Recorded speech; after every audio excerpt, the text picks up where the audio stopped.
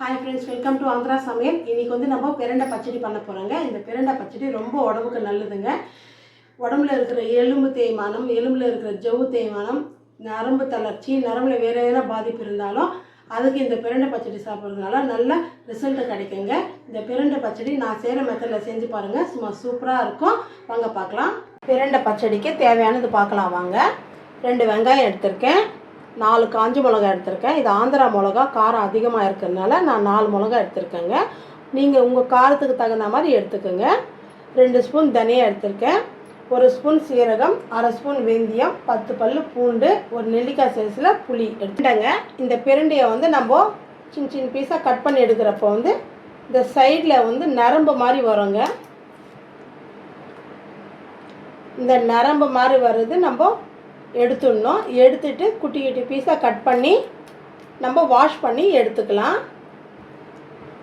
இந்த மாதிரி சைடில் நரம்பு மாதிரி வருங்க, அதெல்லாம் நம்ம எடுத்துட்டு நல்லா வாஷ் பண்ணி குட்டி குட்டி பீஸாக கட் பண்ணி எடுத்துக்கலாம்.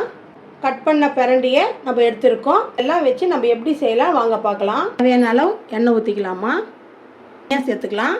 2 ஸ்பூன் தனியா, 1 ஸ்பூன் சீரகம், 1/2 ஸ்பூன் வெந்தயம், 4 வரமிளகா, 10 பல் பூண்டு, 2 பெரிய சைஸ் வெங்காயம். கோல்டன் ப்ரௌனாக வர வரைக்கும் நல்லா வதக்கி விடலாம்.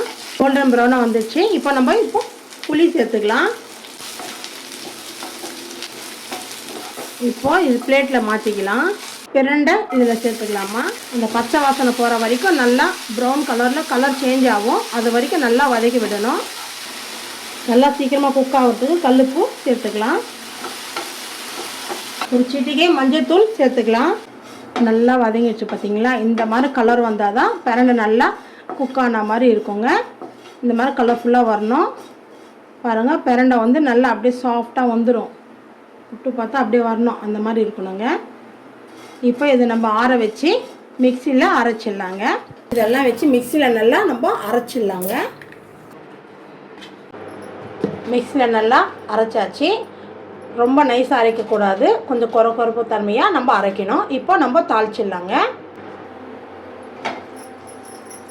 புரிஞ்சு வருது. கருவேப்பிலை சேர்த்துக்கலாம். பெருங்காயத்தூள் ஒரு 1/4 ஸ்பூன் கடை கொஞ்சம் கம்மியாக சேர்த்துக்கலாம். அரைச்சி வச்ச இந்த பிரண்டை சட்னியை இதில் சேர்த்துக்கலாமா. நல்லா கொஞ்சம் மிக்ஸ் ஆகிற வரைக்கும் நல்லா கலரி விடலாம். பிரண்டை பச்சடி தயாராகிடுச்சு. பிளேட்டிங் மாற்றிடலாம். பிரண்டை பச்சடி தயாராகிடுச்சுங்க. இது நல்லா இட்லி தோசைக்கு சூப்பராக இருக்கும். சூடான சாதத்தில் இந்த பச்சடி போட்டு 1 ஸ்பூன் நெய் ஊற்றி சாப்பிட்டாலும் சூப்பராக இருக்குங்க. கண்டிப்பாக நீங்களும் ட்ரை பண்ணி பாருங்கள். இந்த பிரண்டை வந்து ரொம்ப உடம்புக்கு ரொம்ப நல்லதுங்க. இது வந்து எலும்பு தேய்மானத்துக்கும் ஜவ்வு தேய்மானத்துக்கும், நம்மளுக்கு வந்து நரம்பு தளர்ச்சி, நரம்பில் எதனா ப்ராப்ளம் இருந்தாலும் எல்லாத்துக்கும் இது நல்ல ஒரு ரிசல்ட்டை கொடுக்குங்க. இது நம்ம டெய்லி உணவாக நம்ம எடுத்துக்கிட்டு சாப்பிட்றதுனால நல்ல ரிசல்ட்டு கிடைக்குங்க.